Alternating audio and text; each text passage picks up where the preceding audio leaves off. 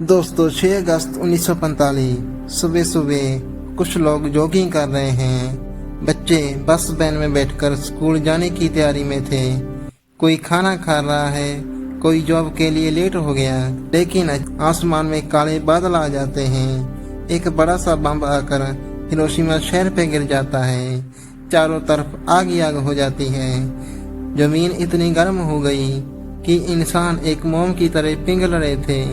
कुछ ही सेकंड पहले जहां इतना खूबसूरत शहर बस रहा था, अचानक वो शमशान घाट में तब्दील हो गया।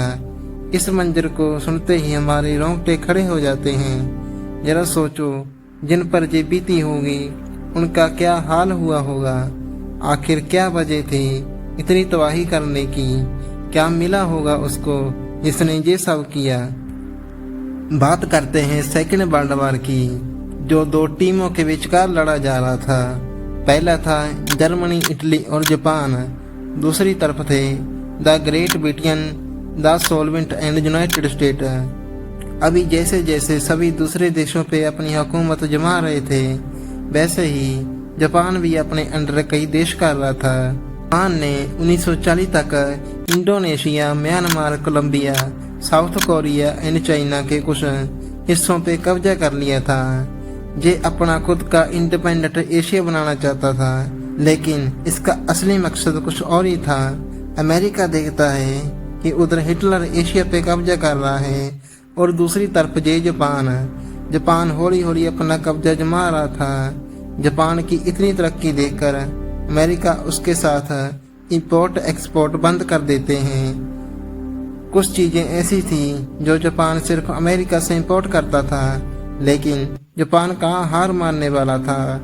उसने सोचा कि यही इंपोर्ट मैं किसी और से भी कर सकता हूँ। जापान ने देखा कि जो मलेशिया और इंडोनेशिया देश हैं, क्यों ना मैं इस पे कब्जा कर लूँ, क्योंकि जहाँ पे जापान के रिसोर्स की कमी पूरी हो जाएगी।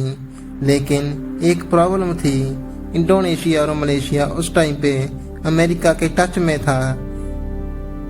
इनका कंट्रोल अमेरिका के पास था। इन पर कब्जा करना मतलब सीधा अमेरिका से युद्ध करना। लेकिन जापान ऐसा हरगिज नहीं कर सकता था, क्योंकि उसको पता था अगर अमेरिका से टक्कर लेंगे तो हम हार जाएंगे। तो जापान ने शिप कर बार करने की कोशिश की। सबसे पहले उसने 1941 में अमेरिका के हर्बन शहर पे अटैक किया, जिसमें अमेरिका के 2000 से भी ज़्यादा मिलिट्री सोल्जर मारे गए।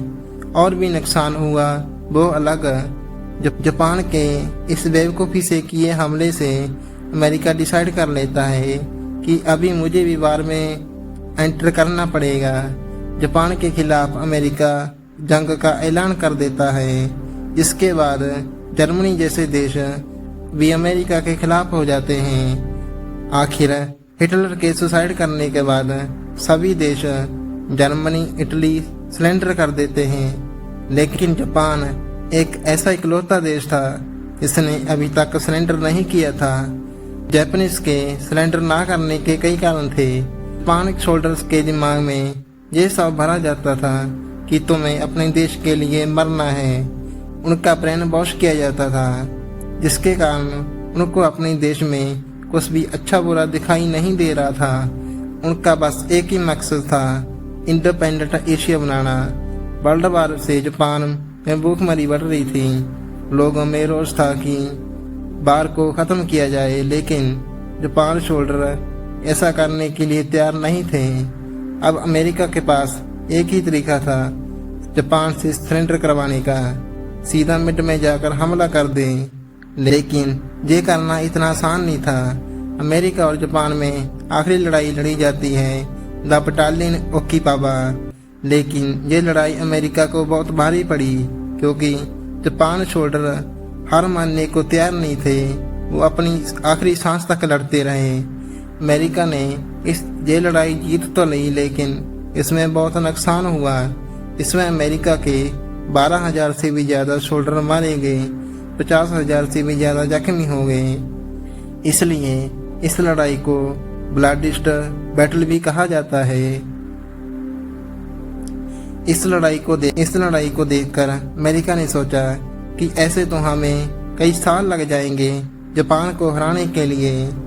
हमने तो अभी एक आइलैंड ओकिनावा पे कब्जा किया, जिसमें हमारे 12,000 से भी ज़्यादा सोल्जर मारे गए। दूसरे आइलैंड को भी जीतना है। अगर लड़ाई करके जीत भी जाए तो हमारी आधी से ज़्यादा मिलिट्री तो ख़त्म हो जाएगी। लेकिन उधर जापान सरेंडर करने को तैयार नहीं था। 1945 में अमेरिका के प्रेसिडेंट की डेथ हो जाती है। अभी नया प्रेसिडेंट बनता है हैरी ट्रूमन। कुछ टाइम बाद हैरी ट्रूमन को पता चलता है कि अमेरिका में एक सीक्रेट प्रोजेक्ट बन रहा है। कुछ साइंटिस्ट मिलकर एक एटम बम बना रहे हैं। बम बनाने के बाद इसको टेस्ट किया जाता है रिवर में, जो सक्सेसफुल रहता है। इसके बाद हैरी ट्रूमन को रास्ता मिल जाता है जापान से सिलेंडर करवाने का। अमेरिका जापान पर एटम बम गिराने से पहले लास्ट वार्निंग देता है कि सिलेंडर कर दो, नहीं तो इसका इल्जाम बहुत बुरा होगा। लेकिन जापान ने बोला कि हम तुम्हारी धमकियों से नहीं डरते। इन बास्टर्ड सोल्जर तैयार हैं हम अपने देश के लिए मर मिटने के लिए। आखिर 6 अगस्त 1945 सुबह जापान के हिरोशिमा शहर पे बम गिरता है। इसकी तबाही इतनी ज़्यादा होगी जापान ने कभी सपने में भी नहीं सोचा होगा। चारों तरफ आग ही आग हो जाती है। जो कुछ लोग बच गए उन्हें कैंसर जैसी भयानक बीमारी हो गई। पूरी तरह से हिरोशिमा शहर तबाह हो जाता है। 4000 सेल्सियस तक टेम्परेचर हो जाता है। जो वहाँ इतनी भयानक आवाज़ आती है उससे कुछ लोग बहरे हो जाते हैं। एकदम चारों तरफ सफेद सफेद हो जाता है। आसमान में बहुत सारी गैसेस मिक्स हो जाती हैं, जिसके आधे घंटे बाद तेजाब की बारिश होने लगती है। यह दृश्य इतना भयानक था कि जिसकी कल्पना अमेरिका ने भी कभी नहीं की थी। लेकिन इतना कुछ होने के बाद भी जापान के सोल्जर सरेंडर करने को तैयार नहीं थे, जिसकी वजह से अमेरिका ने 9 अगस्त जस्ट 3 दिन बाद दूसरा एटॉमिक बम नागासाकी पे गिरा दिया। लेकिन इस बार इतनी तबाही नहीं होती जितनी पहले बम से होती है, क्योंकि नागासाकी के आसपास का एनवायरनमेंट बहुत अच्छा था। आसपास पहाड़ियाँ थी, जिससे हवा में मॉइस्चर बहुत कम बना, जिससे इसका असर बहुत कम हुआ।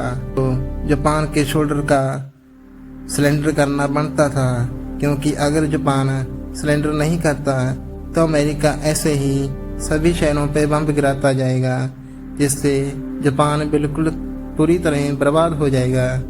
आखिर जापान और अमेरिका के में एग्रीमेंट साइन होता है, जिसमें जापान मान जाता है सरेंडर करने के लिए। कुछ सालों बाद आखिर जापान ने अपने आप को दोबारा डेवलप किया, नई डेमोक्रेसी लागू की। हिरोशिमा और नागासाकी की बिल्डिंग की रिकंस्ट्रक्शन की जाने लगी। आखिर इसने अपने आप को दोबारा रिस्टोर किया। आप देख सकते हो पहले की तस्वीर और आज की तस्वीर। आखिर ये सब सही हो